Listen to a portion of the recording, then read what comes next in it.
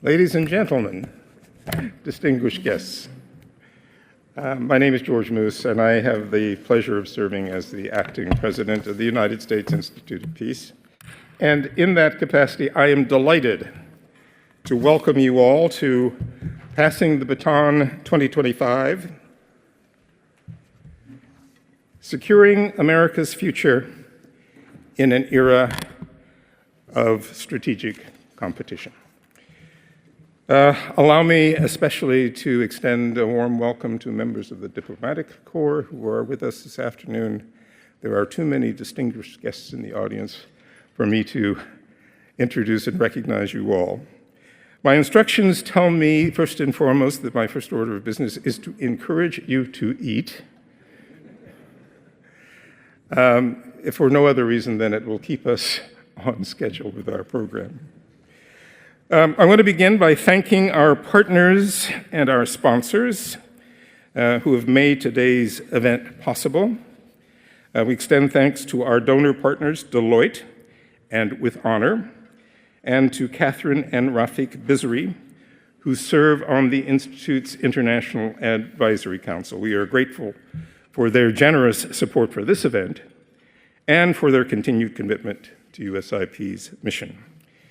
Our heartfelt thanks go as well to our partners and thought partners at the American Enterprise Institute, the Atlantic Council, the Carnegie Endowment for International Peace, the Center for American Progress, and the Heritage Foundation. They were critical in helping us bring together the diverse array of voices and perspectives that are the hallmark of this event.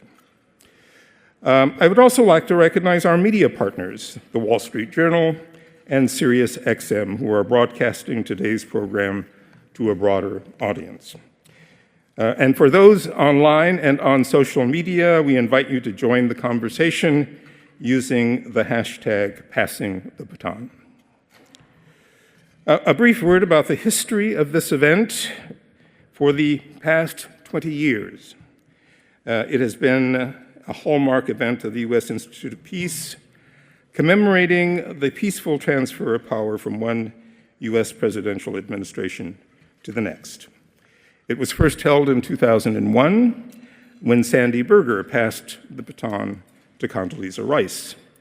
It has served as a unique bipartisan forum for bringing together top national security and foreign policy leaders, as well as experts and scholars, to reflect on the most pressing foreign policy and national security challenges facing the nation and the world.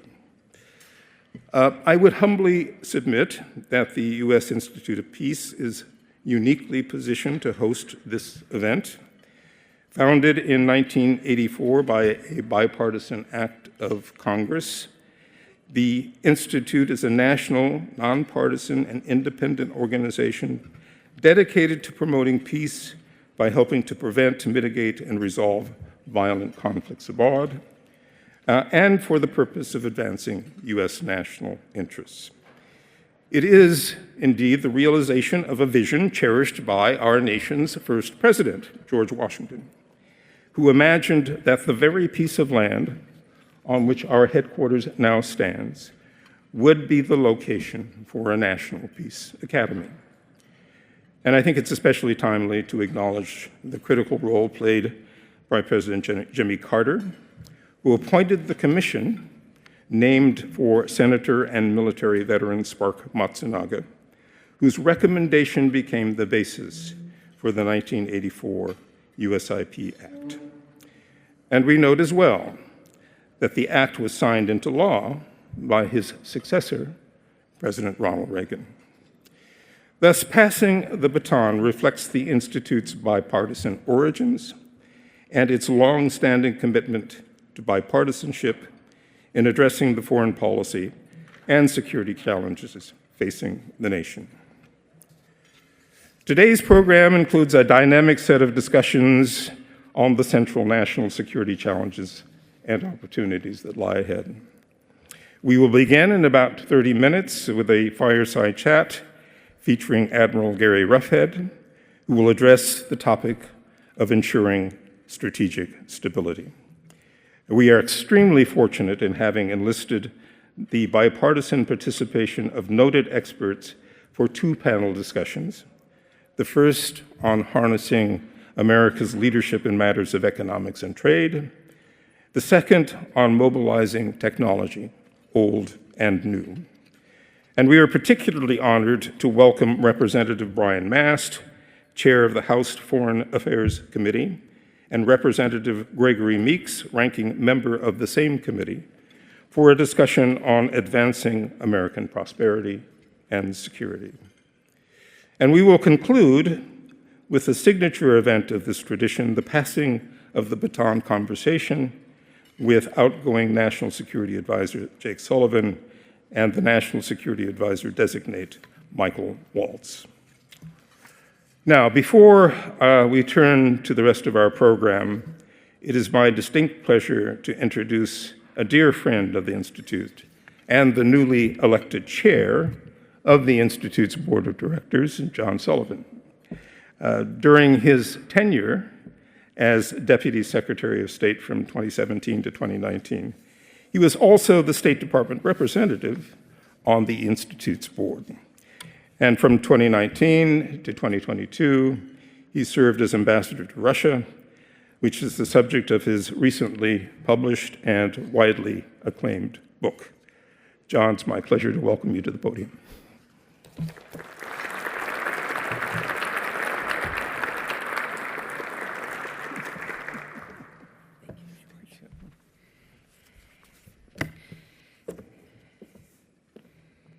Thank you, George, and good afternoon, everyone. It's a real pleasure and honor for me to be here. I'd like to start with a few remarks about the gentleman who just preceded me at this podium. I've been on the board of the Institute for about 6 months. I've been the chairman of the board for a couple of weeks, and I've yet to hear a public acknowledgement of the role that Ambassador Moose has played at the Institute. His career as a U.S. diplomat is well known, three-time ambassador, former assistant secretary of state, attaining the rank of career ambassador in the Foreign Service. But after retiring, George had a second career serving on the board here, serving as chairman of the board.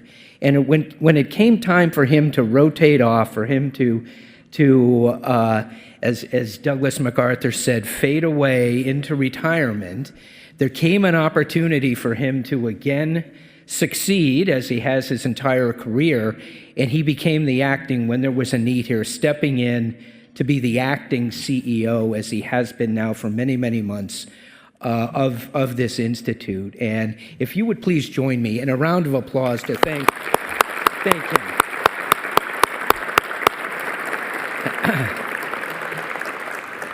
There are several former chairs here, Ambassador Moose, Steve Hadley, Judy Ansley, my vice chair, Nancy Zirkin.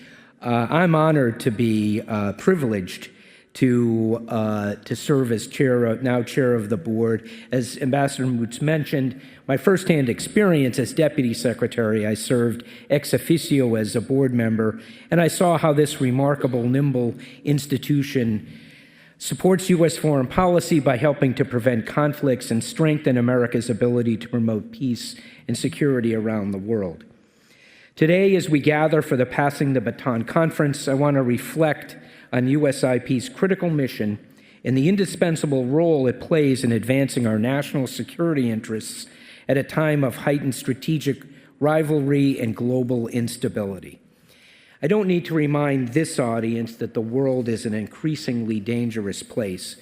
Strategic rivalry is on the rise. I witnessed it myself firsthand in Moscow. Meanwhile, regional wars are intensifying and the risk of new conflicts continues to grow. Preventing and mitigating conflicts before they escalate into crises or wars is not only a moral imperative, but a strategic necessity, and this is where USIP comes in. At its core, this institute is a national security actor charged by Congress to help our government and frontline peace builders around the world address and manage conflicts before they lead to costly military engagements.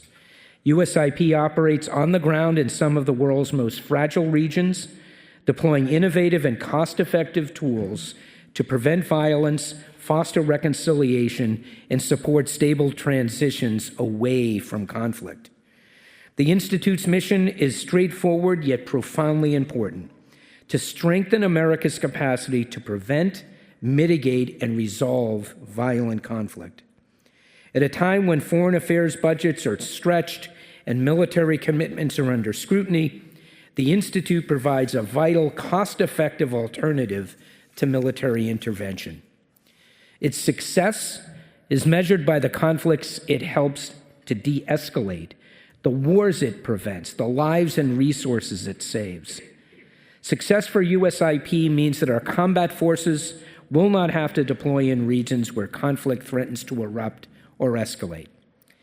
USIP helps create the conditions for sustainable peace arrangements, ensuring that military withdrawals are supported by strong local governance and community engagement. USIP's agility and innovation are among its greatest strengths. With a lean budget, the Institute delivers outsized impact. It operates in over 90 countries, building local capacity to prevent and manage conflicts. It serves as a partner to U.S. government agencies, allied nations, international organizations. It offers practical policy recommendations and fosters collaboration.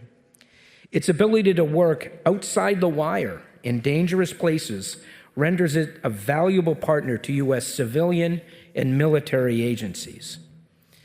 So, in conclusion, as we look toward today's discussions in the coming 4 years of the next Trump administration, I'm proud to be a part of an institution that embodies the best of America's values. And our conference today embodies USIP's mission in action. As we begin today's program, I encourage you to engage fully with the discussions that we're about to have and to consider how each of us, whether in government, the academy, civil society, can contribute to advancing peace and security together in this volatile world. Now, I invite you to please enjoy your lunch. The fireside chat will begin in a little under half an hour. Thank you.